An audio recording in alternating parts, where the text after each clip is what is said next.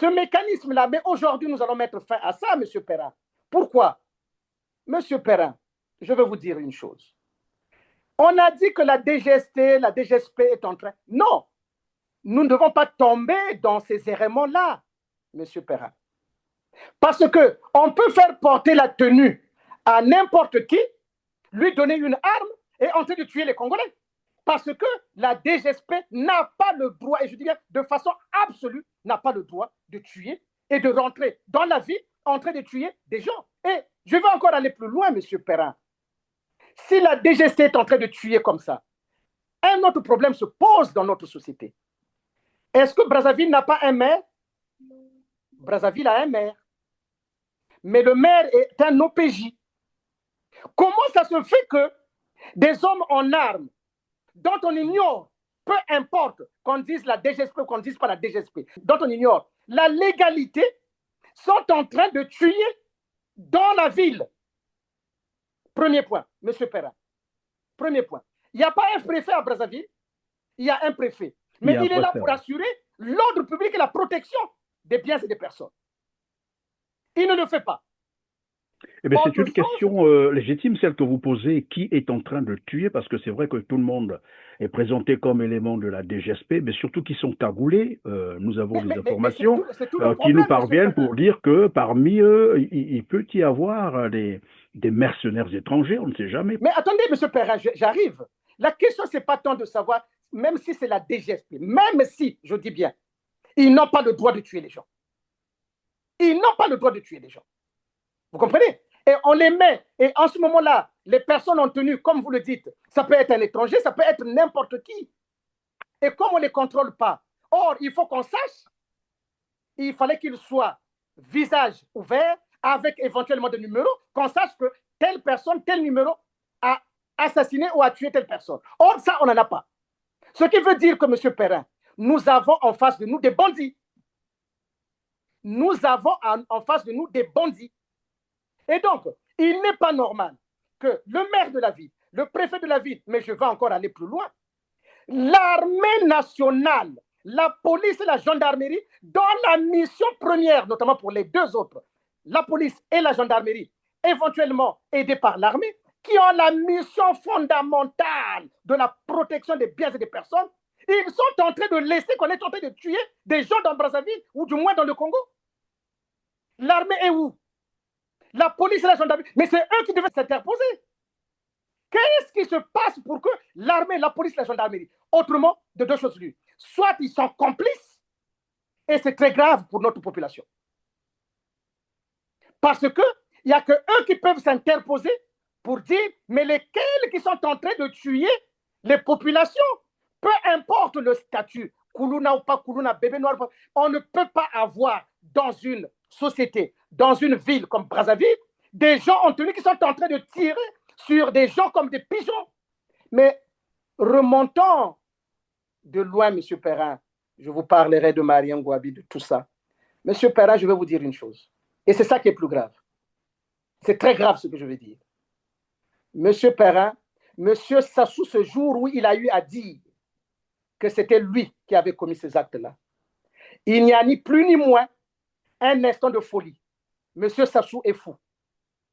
Monsieur Perrin, retenez ce que je vous dis. Monsieur Sassou est fou. Ce n'est pas pour qu'il soit irresponsable des actes qu'il a eu à commettre. Parce que je vais vous dire, même les accusés de Nuremberg, devant la juridiction de Nuremberg, ils n'avaient jamais avoué qu'ils avaient commis ces actes-là. Imaginez, Monsieur Perrin, votre père sort devant tous les enfants et il sort nu devant vous. Vous en tirez quoi comme conclusion? Donc, M. Perrin, la folie, ce n'est pas tellement de se dire « Ah, il est malade, on a pris le sang, il est... » Non, c'est par rapport aux actes que la personne commet. M. Perrin, vous êtes informé, comme moi, qu'ils sont en train d'assassiner des gens et on laisse le corps.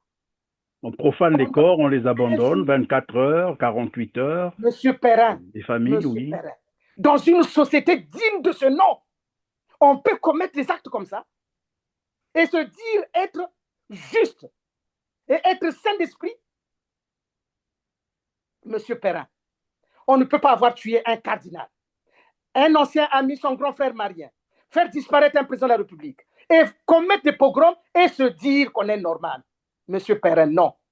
Et c'est plus grave parce que Monsieur le général Oboa aurait pu remarquer que l'acte qui était demandé, ou du moins l'ordre qui était donné, c'était donné par un fou. Il aurait pu l'arrêter pour empêcher ça.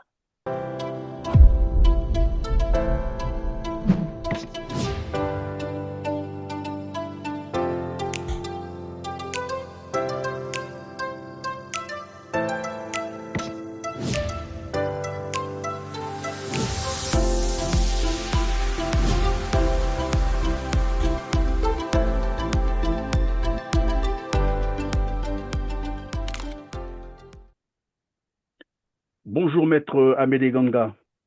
Bonjour, monsieur Perrin. Un plaisir de vous avoir encore sur R7. En tout cas, merci de revenir sur ce plateau pour continuer votre intervention concernant les tueries de masse en cours au Congo-Brazzaville qui, comme vous le savez, ont été ordonnées par Denis Sassou Nguesso.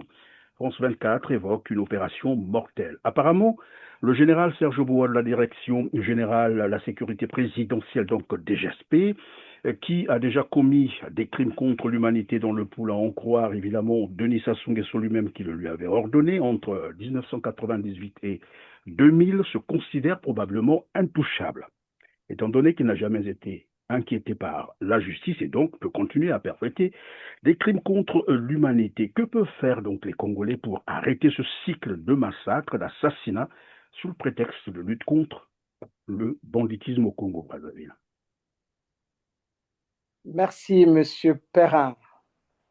Nous revoilà encore pratiquement dans la suite de l'émission qu'on avait déjà commencé conséquemment aux actes commis par les Kuluna, en tout cas sur l'ensemble de cette question existentielle de notre société. J'ai dit la problématique des Kuluna. Vous vous rappelez que j'étais intervenu et que j'avais dit à l'occasion que des plaintes devaient être déposées et que tout à l'heure, avec votre émission et avec votre chaîne, nous allons transmettre à toute la population congolaise les mécanismes par lesquels ils pourront joindre notre, comment je peux appeler ça, notre association afin de les aider à monter les dossiers et afin que cela conduise bien évidemment à l'arrestation, mais en tout cas à l'ouverture des poursuites contre toutes ces personnes-là. Mais avant que je ne commence, Monsieur Perrin, permettez-moi de vous dire que j'ai reçu beaucoup d'appels et beaucoup de commentaires depuis notre émission et que finalement certaines personnes auraient changé d'avis et c'est tant mieux si notre émission, votre émission, a servi à ce que certains finalement comprennent très rapidement, avec force, que effectivement on ne devait pas combattre le crime par le crime. Et donc de ce point de vue, permettez-moi de dire mes remerciements à tous ceux qui m'ont écrit, à tous ceux qui ont fait des commentaires avantageux ou même désavantageux, mais ce n'est pas grave, c'est le but du jeu, c'est tout à fait normal qu'on ne puisse pas avoir tout le monde dans votre opinion. Mais en tout cas, mes remerciements iront particulièrement à M. Ayatonga qui a résumé un certain nombre d'éléments et qui a conduit à faire comprendre aux uns aux autres que, effectivement, notre société n'était pas une société primitive ni grégaire, mais ça devait être une société moderne. Maintenant, M. Perrin, vous venez de parler et à faire un résumé brillant de ce qui se passe au Congo, puisque aujourd'hui même les médias en parlent, et c'est tant mieux. C'est tant mieux parce que pendant longtemps, le Congo était pratiquement fermé. Voilà, il y avait un blackout médiatique presque. Un blackout médiatique, exactement. Et donc, c'est tant mieux. Et je pense que vous devez vous-même vous en féliciter parce que je pense que vous avez contribué à tout cela. Alors, Monsieur Perrin, vous me dites qu'effectivement, les Kuluna aujourd'hui, ils ont instauré ce qu'on appelle, je pense, zéro Kuluna. Opération zéro Kuluna. Mais après, on se pose la question tout de même, maître Amédée Ganga, s'il existe un statut juridique de ce qu'on qualifierait Koulouna, c'est qui concrètement? Ou bébé noir? Parce que généralement, on vacille, soit on parle de Koulouna ou on parle de bébé noir, et là on comprend que c'est l'arbitraire. C'est quoi le statut juridique? Apparemment, personne ne le sait. Monsieur Perrin, rappelez-vous, et d'ailleurs je pense avoir été le premier à avoir dégagé l'élément qui consistait à dire qu'il n'y avait aucune catégorie juridique là-dessus. Et j'ai vu que plusieurs personnes, effectivement, sont allées dans ce sens-là. Mais enfin, Monsieur Perrin, vous savez bien que ces opérations se poursuivent.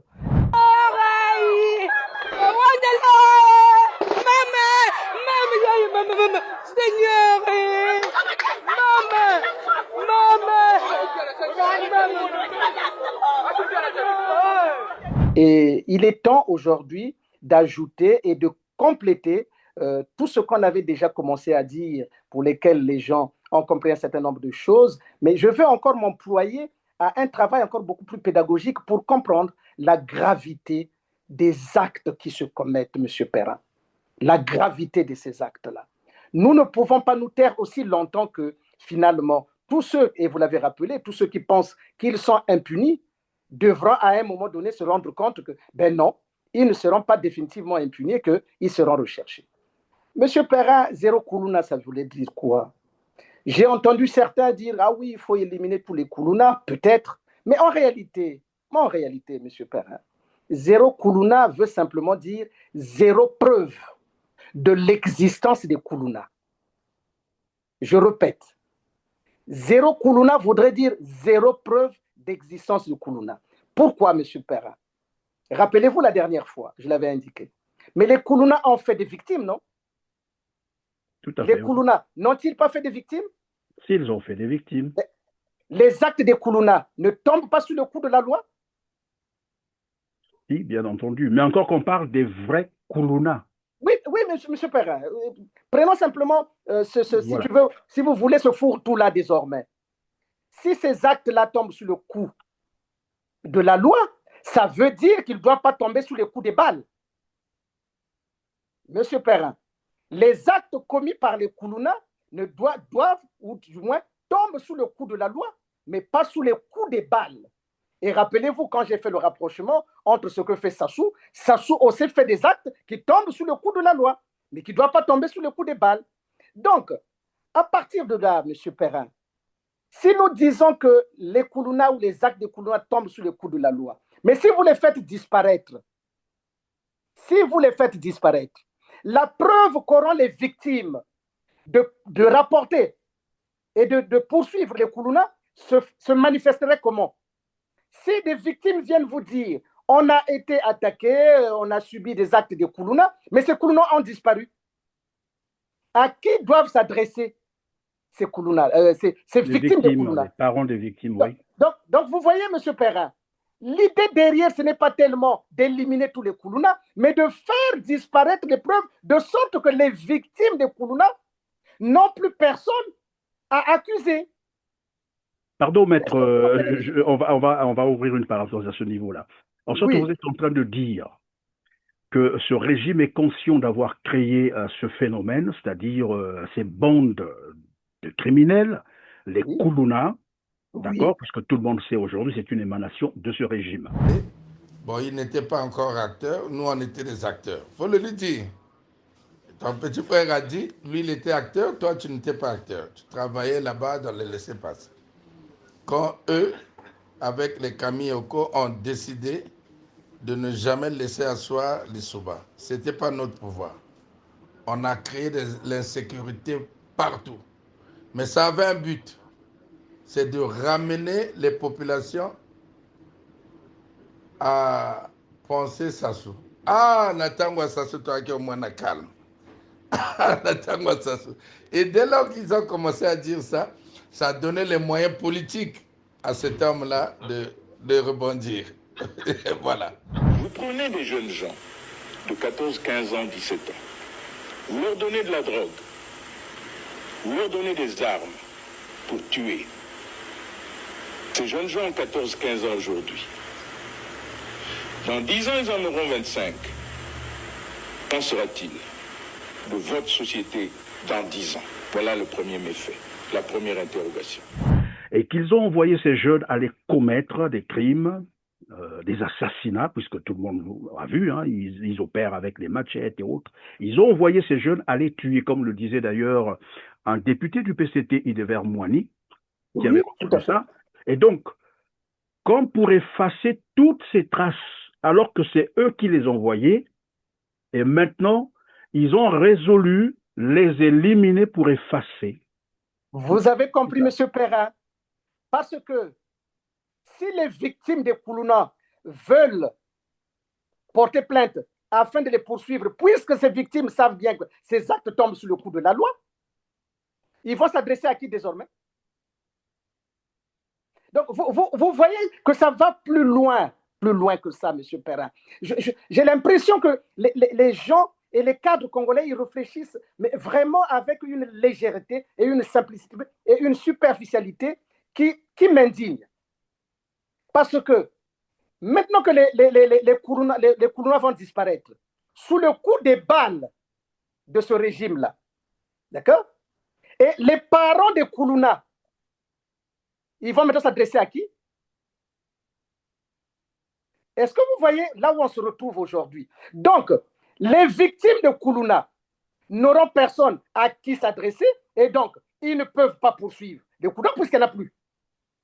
Donc, quand vous viendrez faire la preuve, quand vous viendrez plutôt pour poursuivre et dire que nous avons été attaqués par les Koulouna, on va vous dire, mais les Koulouna n'existent pas. Maintenant, qui va indemniser ces gens-là, ces victimes-là? Monsieur Perrin. Maintenant, quand les parents des victimes Koulouna vont considérer là-dedans, vous le savez bien, et je le répète, que ces Koulouna, on ne les a pas attrapés en pleine action pour dire qu'ils étaient en légitime défense. Vous comprenez? Non, non, non. Et donc, s'il n'y a pas de légitime défense, il y a simplement, purement et simplement, assassinat. Maintenant, ces parents-là, on va s'adresser à qui? Donc, vous voyez, M. Perrin, notre société, on neutralise les victimes des Koulouna qui ne peuvent avoir personne à poursuivre et éventuellement à se faire indemniser. Mais les parents des Koulouna non plus victimes, n'ont plus personne en face. Pardon, maître, est-ce que c'est ce qui a finalement poussé la DGSP d'obliger les parents, par exemple, voilà, les parents, les familles des victimes actuelles, à prendre des engagements de ne pas poursuivre la DGSP? Ah, vous voyez, M. Perrin, mais parce qu'ils savent pertinemment que ces actes-là, mais je reviendrai petit à petit, M. Perrin, parce que je pense qu'il nous faut un travail de pédagogie, là où pratiquement personne n'a vu ce que je suis en train d'expliquer aujourd'hui. Vous voyez, si les parents des Koulouna, et comme j'avais dit la dernière fois, on ne peut pas demander à un parent de livrer son enfant parce qu'il y a ce qu'on appelle en droit, ce qu'on appelle l'immunité familiale. Les parents complices, complices. Dans la vie, il faut savoir faire des choix. Nous demandons humblement aux parents de faire le bon choix de la vie. Sinon, la force de la loi va s'appliquer sur eux. La force de la loi s'applique. Sans état. Un père ne peut pas trahir son enfant.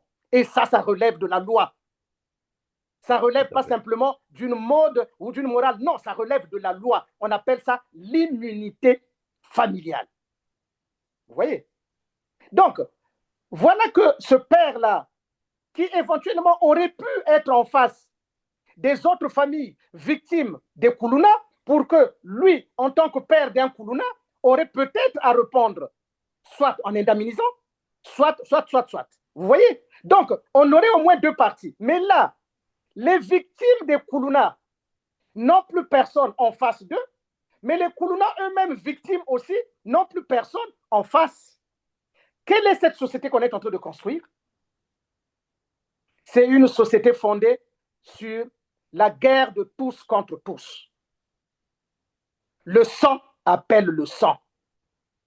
Et c'est ça. Mais M. Perrin, vous pensez que cet événement serait marginal? Mais non, M. Perrin. Quand Marien Ngouabi est assassiné par Sassou, Marien Ngouabi est victime. Mais Sassou va chercher des auteurs ailleurs pour les rendre coupables des actes qu'ils n'ont pas commis. Et ceux-là aussi deviennent des victimes. Donc, vous voyez le mécanisme par lequel Sassou neutralise l'ensemble des victimes qui, en l'espèce, finalement, ne peuvent pas poursuivre l'auteur. Parce que en fait, une façon pour lui d'effacer toute la chaîne capable de le poursuivre. Exactement, M. Perrin. Parce que la question qui se pose aujourd'hui, c'est la question des poursuites et donc de répondre des actes qu'ils ont eu à commettre. Vous voyez, M. Perrin? Donc, Sassou a commencé ça depuis longtemps. Dans l'affaire Mariam Gouabi, vous voyez bien que jusqu'à aujourd'hui, les victimes n'ont jamais rien fait. Parce que tantôt on leur dit, bah, Congo va bomber, mais on va les poursuivre qui? Donc les couilles ne savent pas. Est-ce qu'il faut poursuivre Sassou? Il ne faut pas poursuivre ça. Il faut poursuivre les Bakongo. Voilà comment il essaie de brouiller les pistes, ce qui fait qu'à la fin, il n'y a aucune victime qui peut poursuivre M. Sassou. Mais j'irai encore plus loin dans les, comment vous appelez ça, dans l'affaire des explosions de Mpila. Vous voyez, M. Perrin, dans l'affaire des explosions de Mpila, il fait exploser le camp avec toutes les conséquences que nous connaissons, mais il s'amuse à aller indexer et à faire peser la responsabilité de tout à un individu qu'on appelle le colonel Marcel Soulou et bien d'autres. Donc, vous voyez, donc, les victimes, il oriente les victimes vers quelqu'un qui est innocent, mais dont on fait penser que c'est lui qui serait à l'origine, alors que c'est lui qui est à l'origine. Donc, vous voyez ce mécanisme qui consiste toujours à éliminer et des témoins, ou du moins des personnes qui n'en savent absolument rien, mais qui le font passer pour des témoins afin de désorienter les poursuites. Vous voyez? Donc, ce mécanisme-là, mais aujourd'hui, nous allons mettre fin à ça, M. Perrin. Pourquoi? M. Perrin, je vais vous dire une chose. On a dit que la DGST, la DGSP est en train... Non, nous ne devons pas tomber dans ces errements-là, M. Perrin. Parce qu'on peut faire porter la tenue à n'importe qui, lui donner une arme et en train de tuer les Congolais. Parce que la DGSP n'a pas le droit, et je dis bien de façon absolue, n'a pas le droit de tuer et de rentrer dans la ville en train de tuer des gens. Et je vais encore aller plus loin, M. Perrin. Si la DGSP est en train de tuer comme ça, un autre problème se pose dans notre société. Est-ce que Brazzaville n'a pas un maire? Brazzaville a un maire. Mais le maire est un OPJ.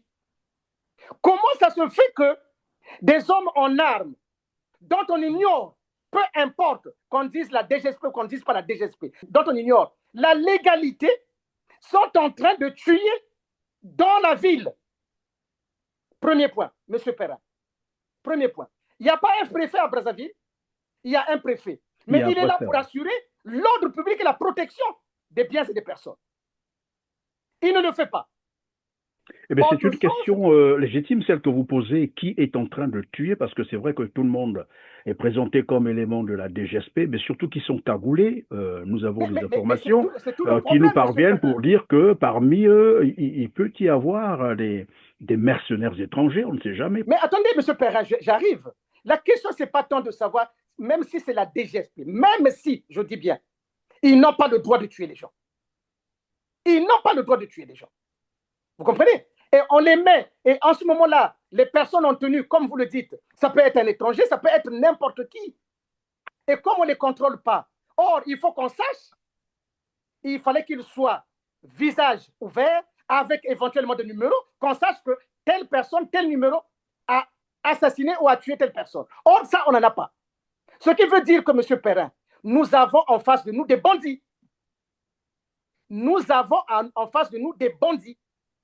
Et donc, il n'est pas normal que le maire de la ville, le préfet de la ville, mais je vais encore aller plus loin, l'armée nationale, la police et la gendarmerie, dans la mission première, notamment pour les deux autres, la police et la gendarmerie, éventuellement aidés par l'armée, qui ont la mission fondamentale de la protection des biens et des personnes, ils sont en train de laisser qu'on est en train de tuer des gens dans Brazzaville, ou du moins dans le Congo. L'armée est où? La police et la gendarmerie. Mais c'est eux qui devaient s'interposer. Qu'est-ce qui se passe pour que l'armée, la police et la gendarmerie, autrement, de deux choses l'une, soit ils sont complices, et c'est très grave pour notre population. Parce qu'il n'y a que eux qui peuvent s'interposer pour dire, mais lesquels qui sont en train de tuer les populations, peu importe le statut, Koulouna ou pas Koulouna, bébé noir, on ne peut pas avoir dans une société, dans une ville comme Brazzaville, des gens en tenue qui sont en train de tirer sur des gens comme des pigeons. Non, mais évidemment, ce sont des, comme qui dirait, des tueries de masse plutôt, des tueries de masse. Je l'ai dit d'entrée de jeu, simplement parce que nous avons, par exemple, une information qui venait de nous parvenir où on nous signale qu'un jeune a été pris par la DGSP et qu'il aurait commis un crime en 2023. Mais en quoi ça regarde la DGSP? En quoi ça les regarde? C'est la question qu'on se pose. Vous voyez? Donc, vous comprenez que quand je suis en train de vous dire qu'ils sont en train d'éliminer des témoins, ça donne l'impression de quelque chose qui était organisé et qu'aujourd'hui, ils ont peur du boomerang et ils sont en train de les éliminer. Mais la question qui se pose aujourd'hui, l'armée et la police sont où? Parce que, M. Perrin, et je m'en vais encore plus loin, c'est que si c'est la DGSP, si c'est Oboa qui a donné ces ordres-là, M. Boa doit être arrêté. L'armée, la police, la gendarmerie doivent arrêter M. Oboa. Parce que mais encore que c'est Sassou Nguesso lui-même qui, mais vous avez qui a compris, assumé en public pour dire que c'est lui qui avait donné. M. Perrin, l'admission de Sassou en public, je reviendrai encore, mais déjà, nous savons qu'il vient de dire, il vient d'avouer. Donc, je ne comprends pas comment l'armée, la police, la gendarmerie sont en train de laisser Sassou sillonner le Congo après avoir admis qu'il a accompli les crimes les plus abominables. Monsieur Perrin, où est-ce que nous en sommes? Mais je vais vous dire une chose, Monsieur Perrin, et c'est ça qui sera plus grave. Monsieur Perrin, vous avez vu avec quelle désinvolture Monsieur Sassou a admis avoir commis ces massacres-là. Mais remontons de loin, Monsieur Perrin, je vous parlerai de Mariam Gouabi, de tout ça. Monsieur Perrin, je vais vous dire une chose. Et c'est ça qui est plus grave. C'est très grave ce que je vais dire. Monsieur Perrin, Monsieur Sassou, ce jour où il a eu à dire que c'était lui qui avait commis ces actes-là, il n'y a ni plus ni moins un instant de folie. Monsieur Sassou est fou. Monsieur Perrin, retenez ce que je vous dis. Monsieur Sassou est fou. Ce n'est pas pour qu'il soit irresponsable des actes qu'il a eu à commettre. Parce que je vais vous dire, même les accusés de Nuremberg, devant la juridiction de Nuremberg, ils n'avaient jamais avoué qu'ils avaient commis ces actes-là. Imaginez, Monsieur Perrin, votre père sort devant tous les enfants et il sort nu devant vous. Vous en tirez quoi comme conclusion? Donc, Monsieur Perrin, la folie, ce n'est pas tellement de se dire « Ah, il est malade, on a pris le sang, il est… » Non, c'est par rapport aux actes que la personne commet. Monsieur Perrin, vous êtes informé, comme moi, qu'ils sont en train d'assassiner des gens et on laisse le corps. On profane les corps, on les abandonne, 24 heures, 48 heures. Monsieur Perrin, des familles, oui. Perrin, dans une société digne de ce nom, on peut commettre des actes comme ça et se dire être juste et être saint d'esprit. Monsieur Perrin, on ne peut pas avoir tué un cardinal, un ancien ami, son grand frère marien, faire disparaître un président de la République et commettre des pogroms et se dire qu'on est normal. Monsieur Perrin, non. Et c'est plus grave parce que monsieur le général Oboa aurait pu remarquer que l'acte qui était demandé, ou du moins l'ordre qui était donné, c'était donné par un fou. Il aurait pu l'arrêter pour empêcher ça. Et vous voyez dans quoi nous nous retrouvons aujourd'hui, Monsieur Perrin. Ce que je suis en train de dire est important, Monsieur Perrin. Vous avez vu au Gabon, le président gabonais Ali Bongo, un AVC sévère, mais il a continué à diriger jusqu'au moment où vous connaissez les événements qui se sont passés. Monsieur Perrin, personne, est-ce que vous pensez que les Gabonais ou tout le monde n'avait pas vu que ce monsieur était malade? Ben si, comment on a pu lui permettre d'organiser même les élections et d'être candidat? Et donc, Quand vous revoyez chez nous, M. Perrin, appréciez simplement ces actes-là. Quand quelqu'un vient avec des actes aussi graves, mais il vient dire, c'est moi qui ai donné l'ordre pour aller tuer, et ça s'est fait avec succès. Vous voyez bien ce qu'il dit? Vous allez assassiner les gens et vous dites, c'est avec succès. Ces actes-là. Oui, mais pardon, Maître Amélie Ganga, est-ce que cette déclaration, ces propos, s'il faut les qualifier comme ça, puisqu'il répondait à une question d'un journaliste, peuvent être considérés comme une preuve d'aveu, c'est ça, ces aveux-là? Mais monsieur Perrin, c'est un aveu. Il le dit. Est-ce qu'il y avait un pistolet à la tempe? Non, il était même souriant, il était tout bien. Mais vous voyez, donc pour lui, ces actes-là sont des actes bienséants. Donc, arrivé à ce niveau-là, Monsieur Perrin, nous devons interroger le professeur Bouya qui est le médecin de Sassou. Il nous faut imposer des visites, un bilan médical parce que ce monsieur n'est plus juste. Il n'est plus normal.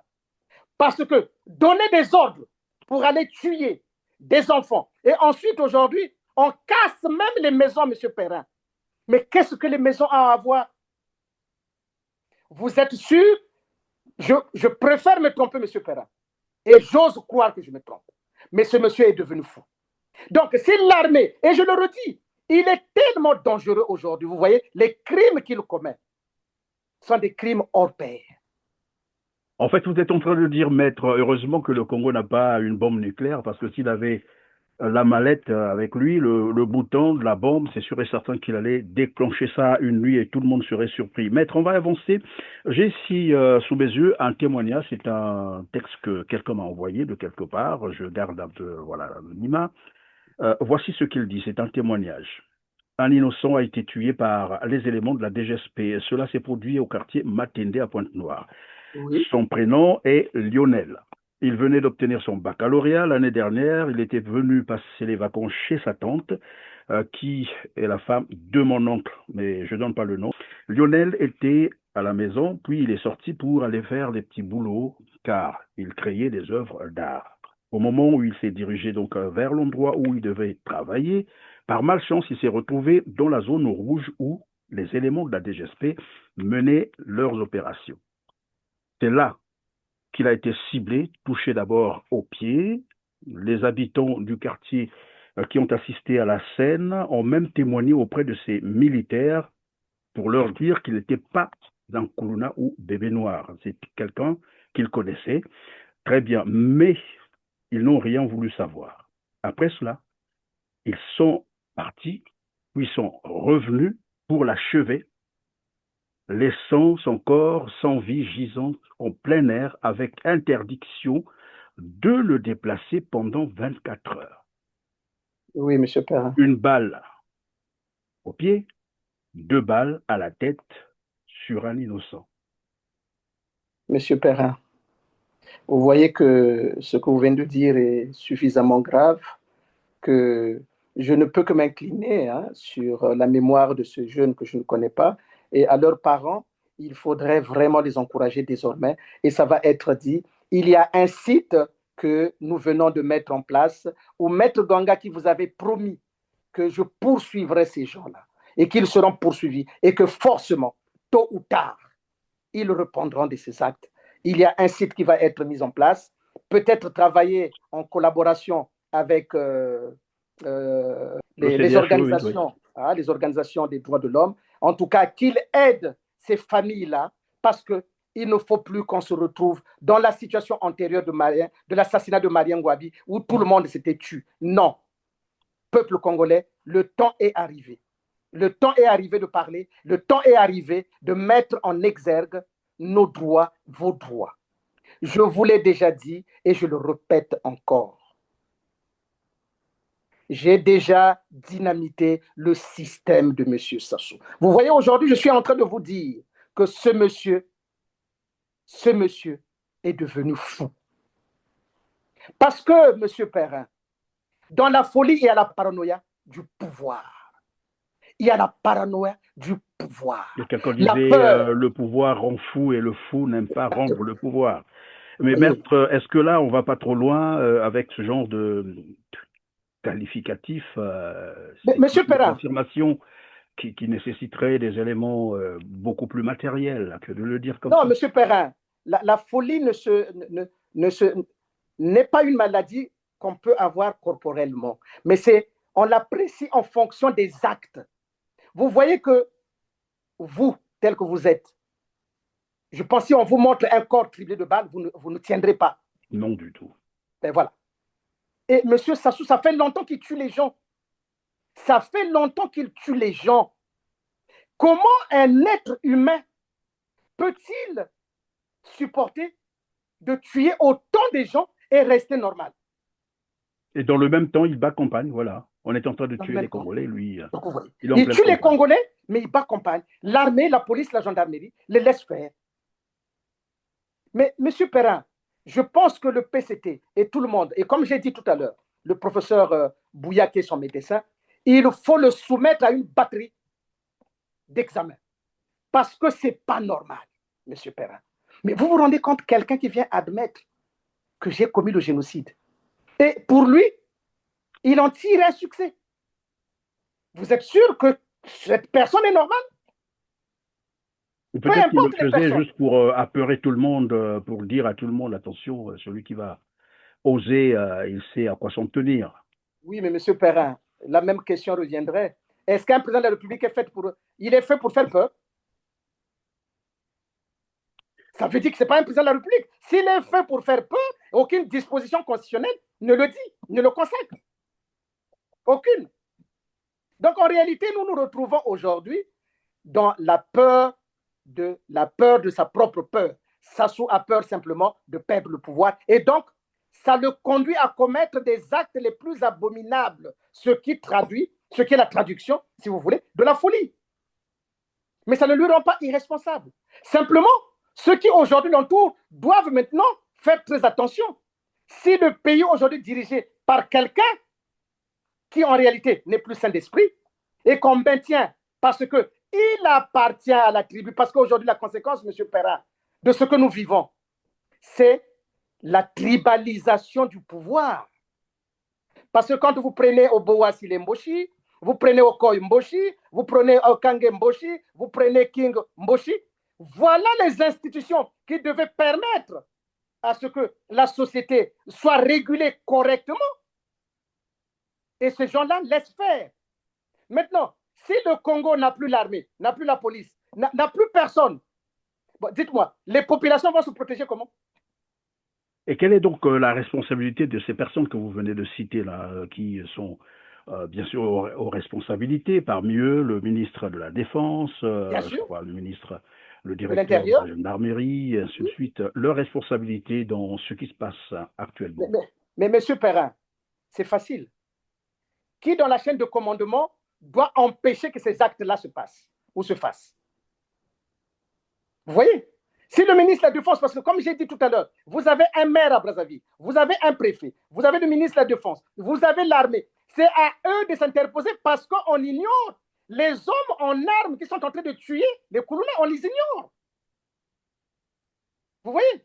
Donc à partir de ce moment-là, il y a une responsabilité collective de tous ces corps qui, dont le rôle est d'assurer la protection des biens et des personnes.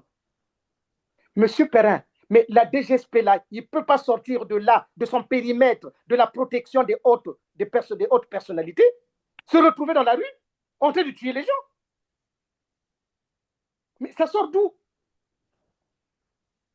Ça sort d'où? Donc, imaginez qu'il y a un policier qui est pris, je ne sais pas, de folie, commence à tirer sur les gens avec son pistolet. Que va faire la police? Il va regarder? Que va faire l'armée? Elle va regarder.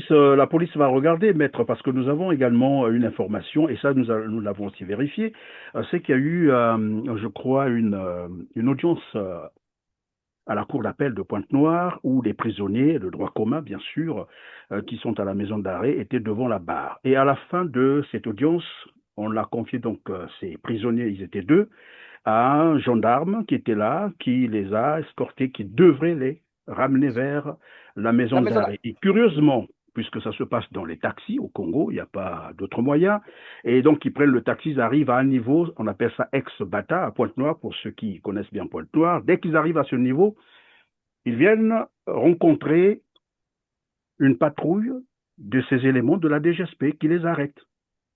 On les sort du taxi, on ravit d'abord le pistolet du gendarme, alors qu'il était en uniforme, il s'est présenté, ils ont ravi sa carte, le revolver, ils l'ont presque déshabillé, menotté, placé dans leur BJ. Ils ont pris les prisonniers de droit commun qui étaient là, ils ont mis dans leur... Et ils sont allés avec eux.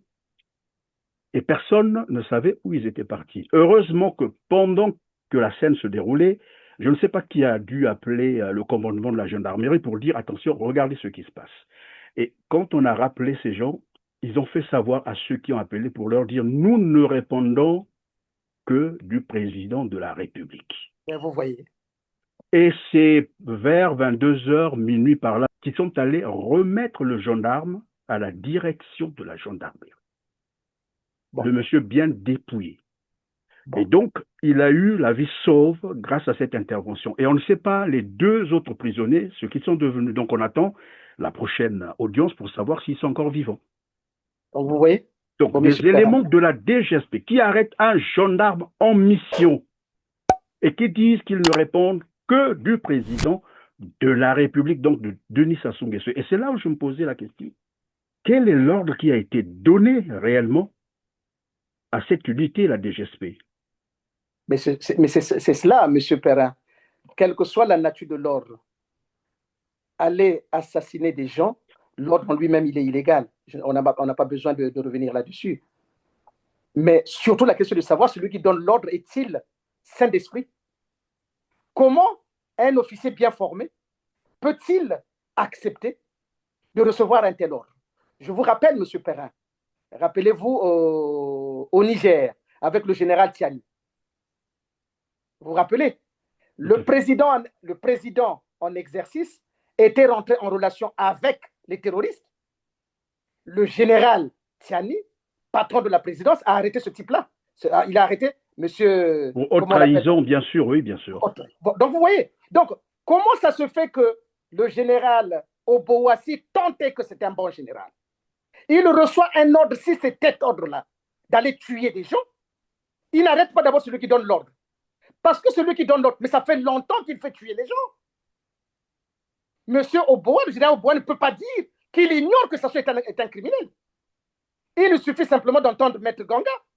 Il le dit amplement et l'explique amplement. Sauf à ignorer la place d'un criminel dans une république. Mais tout le problème, c'est de savoir, est-ce qu'il se considère être dans une république ou non? Parce que nous avons affaire à un régime primitif et grégaire. Donc, on ne va pas continuer à exposer le peuple à l'endroit de ces gens-là, qui ne sont que des barbares finalement. Donc, vous voyez bien, et vous comprenez, M. Perrin, tout à l'heure quand je dis, l'armée, la gendarmerie et la police devaient s'interposer à la suite de ces actes qui dépassent tout entendement. Malheureusement, tous sont dans la logique de dire, comme c'est un phénomène qui a fait souffrir les Congolais, c'est normal qu'on se mette à tuer. Probablement qu'eux aussi sont entrés dans cette danse, toutes ces personnes que vous citez. Ou c'est la peur, peut-être, de dire à Sassou Nguesso, attention, ça, ce n'est pas normal. Mais si c'est la peur de dire à Sassou Nguesso, pourquoi ils le servent alors? Ils doivent démissionner en ce moment-là. Il faut démissionner. Parce qu'ils ne sont pas à la hauteur de la tâche. Alors, ils portent les galons de général, pourquoi?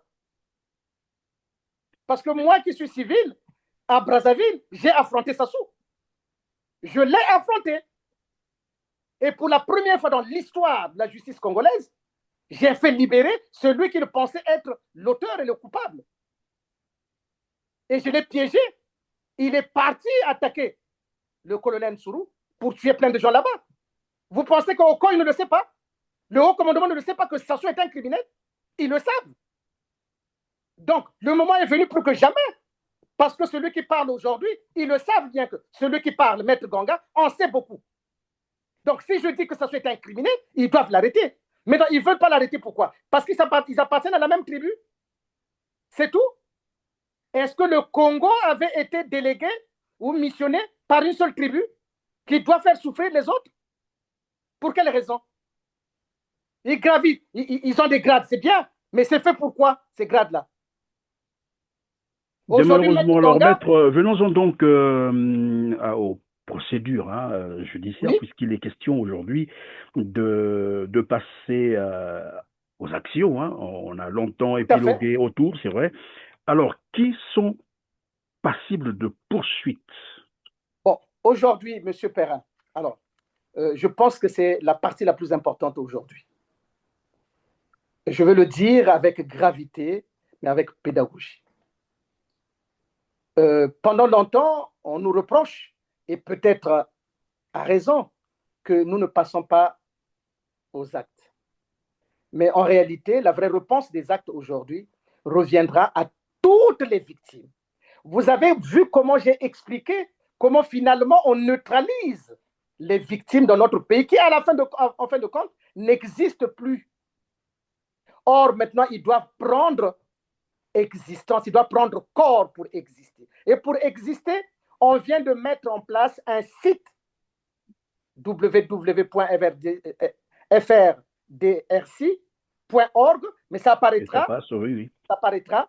Alors, toutes les victimes, mais je dis bien toutes les victimes, depuis l'assassinat de Marien Ngouabi jusqu'aux explosions de Mpila, aujourd'hui les Koulouna, n'hésitez pas à constituer vos dossiers parce que je sais une chose aujourd'hui.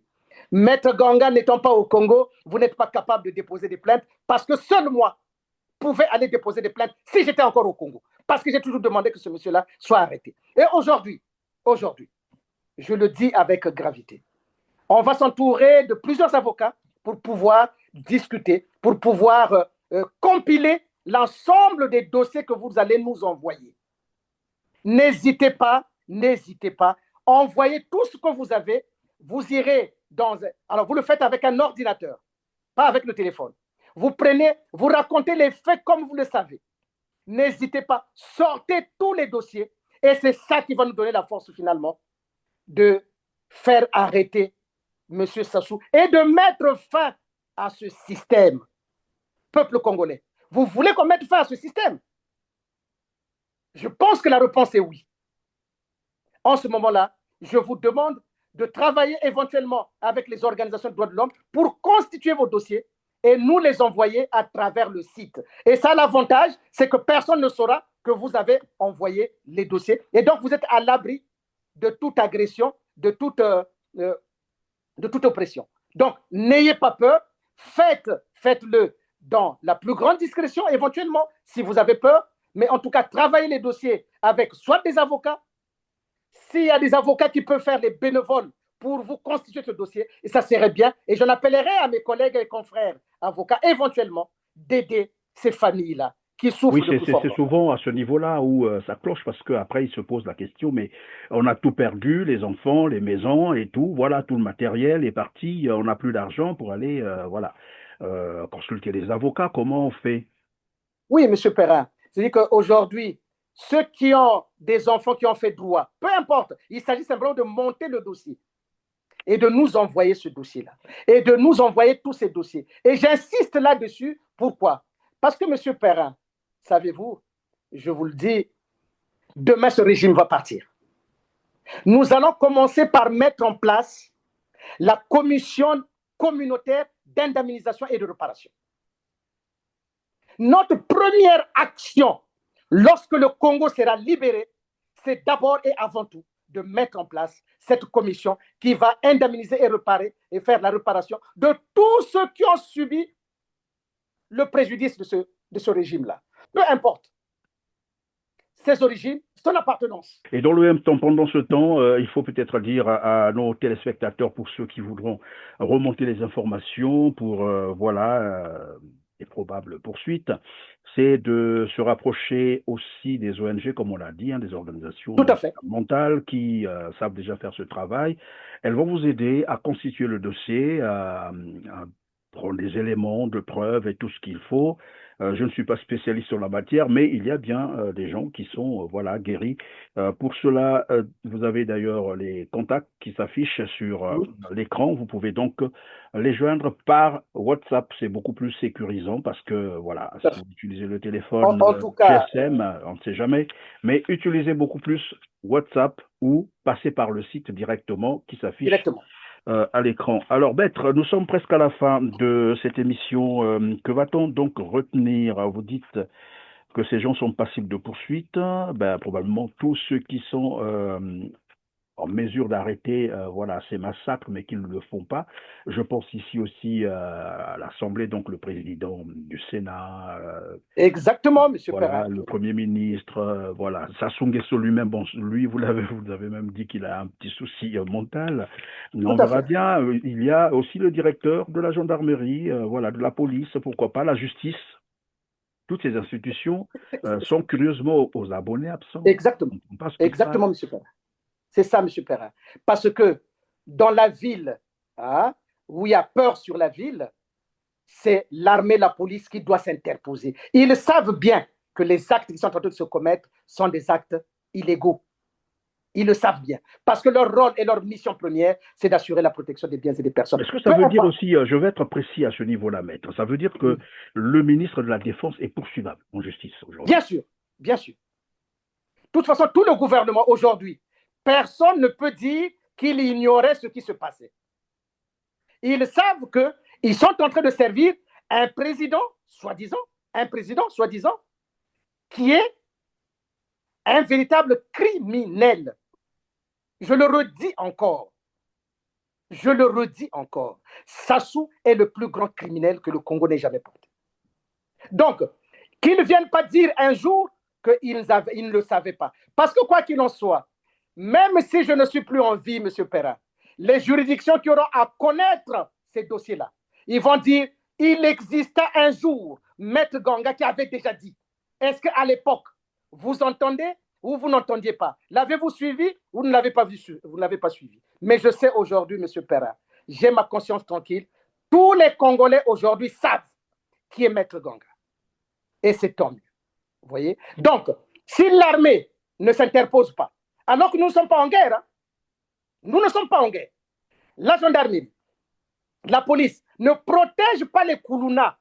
Quand je dis bien protéger, c'est de les protéger contre les assassinats dont ils sont victimes pour les mettre à la disposition de la justice. Et si on le fait contre les Koulouna, je me pose la question et je le repose, pourquoi ne le fait-on pas contre Sassou? Parce que les actes de Sassou tombent sous le coup de la loi et les actes de Koulouna aussi tombent sous le coup de la loi. Mais vouloir changer désormais les règles juridiques en disant que les actes de Koulouna tombent sous le coup des balles, alors qu'aucune loi ne le dit, ceux qui sont à l'origine de cela doivent répondre, M. Perrin. Et c'est cela la révolution par le droit. C'est cela la révolution. Oui, Maître, une autre question pour terminer. Lorsque vous parlez de ces poursuites judiciaires, est-ce que ça sera à l'immédiat, à court terme, à long terme, et surtout pour ceux qui ont par exemple des adresses physiques à l'extérieur? Je parle ici en Occident, donc ça peut être en France, à Londres, pourquoi pas aux États-Unis. Ceux-là, on peut les poursuivre à court terme? Oui, M. Perrin, ce qui compte aujourd'hui, c'est de donner l'espoir d'abord à toutes les victimes, je dis bien à toutes les victimes, qu'ils sentent qu'on peut prendre en charge leurs difficultés, leurs malheurs.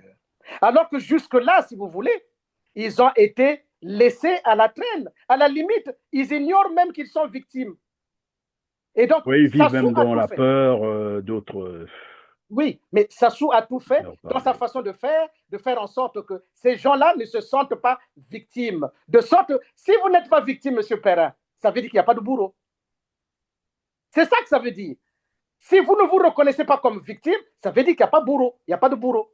Et donc, si vous vous mettez à accuser un bourreau, eh bien, il va chercher à vous éliminer, d'où la peur.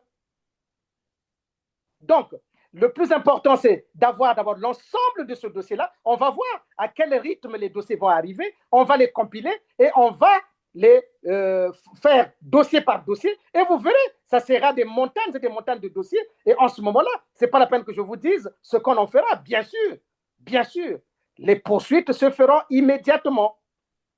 Et nous savons à quelle porte frapper. Et nous irons, si c'est des mal de dossiers, M. Perrin, eh bien, c'est même très bien qu'on ait des mal de dossiers pour que les organisations internationales, les tribunaux se rendent compte du mal qu'est en train de faire Sassou contre cette population. Voilà, M. Perrin. Vous voyez aujourd'hui, excusez-moi avant qu'on ne parte comme ça, qu'on ne se sépare, vous avez entendu la Likwala en train de pratiquement de chercher à quitter la République du Congo. Là. Oui. Est-ce que vous vous rendez compte comment le Congo est en train de se désagréger en réalité? Alors, certains diront, ah oui, mais ils n'ont pas à dire, ils n'ont pas à faire ceci. Non. Moi, si les gens de la Likwala me prennent comme avocat, je défendrai les desiderata qui sont les leurs. Mais de toute façon, ce qu'on est en train de vivre avec la Likwala aujourd'hui, c'est un sentiment un peu partout dans tous les départements du Congo. C'est parce que, à la différence que la Likwala a pris son courage pour le dire tout haut. Exactement. Et donc, M. Perrin, aujourd'hui, au regard de tout ça, parce que l'armée, la police, la gendarmerie, personne ne fait rien et on est en train de laisser choir, ou du moins de laisser dominer le crime dans notre société, au lieu que ça soit la loi qui l'impose. Pourquoi voulez-vous que les gens de la Likwala veuillent vivre avec des gens qui passent le temps à tuer? À tuer, à voler, à piller. Piller. Pourquoi le Kouilou accepterait ça? Pourquoi la Bouenza accepterait? Pourquoi le Poule accepterait? Pourquoi le Plateau accepterait ça? Donc c'est une vraie question. Moi, je me rappelle, M. Perrin, il y a un savant professeur plus intelligent que moi, je le reconnais, qui a dit, on l'appelle Obenga Théophile, qui a dit, ou la scission, ou la soumission. Voilà le savant professeur ce qu'il dit. Mais moi qui suis moins intelligent que lui, j'aurais pu lui répondre, il n'y a ni scission, ni soumission, mais simplement la République. Et aussi, on se battait pour notre République, celle qui est gouvernée par la loi, par l'équité, par la justice. Pensez-vous que la Likwala tiendrait les propos qu'il vient de tenir? Ou peut-être le Poule, ou la Bouenza, ou le Kouilou? Donc, nous en sommes là, M. Perrin. Nous en sommes là. Est-ce que nous allons vers la scission ou nous allons vers la soumission?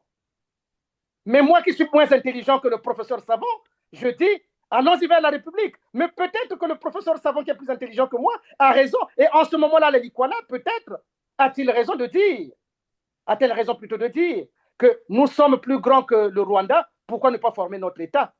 Et d'ailleurs, pourquoi le leur refuserait-on? Mais quelque part, ils ont raison, ils sont fatigués de vivre la misère et tout ce que vous venez de citer. D'ailleurs, une réalité presque commune à tous les Congolais, ça c'est la vérité. Tout le monde vit la misère actuellement au Congo.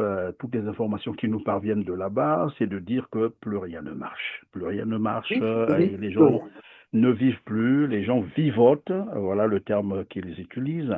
Alors, maître, nous allons donc terminer. Je vais vous laisser les quelques... Oui, monsieur Perrin, pour conclure, oui. Monsieur Perrin, merci beaucoup. Je pense que là, on a été pédagogue et qu'on a expliqué la gravité de la situation, parce que imaginez que vous ayez à la tête quelqu'un qui n'est plus sain d'esprit et qui donne des ordres pour tuer des Congolais. Pour tuer des Congolais. Pour moi, ça ne peut pas ne pas être un instant de folie. C'est pas possible que l'on soit... Même sa candidature ne devait pas être validée, en fait. Bien sûr, monsieur Perrin, mais la conséquence, c'est tout cela.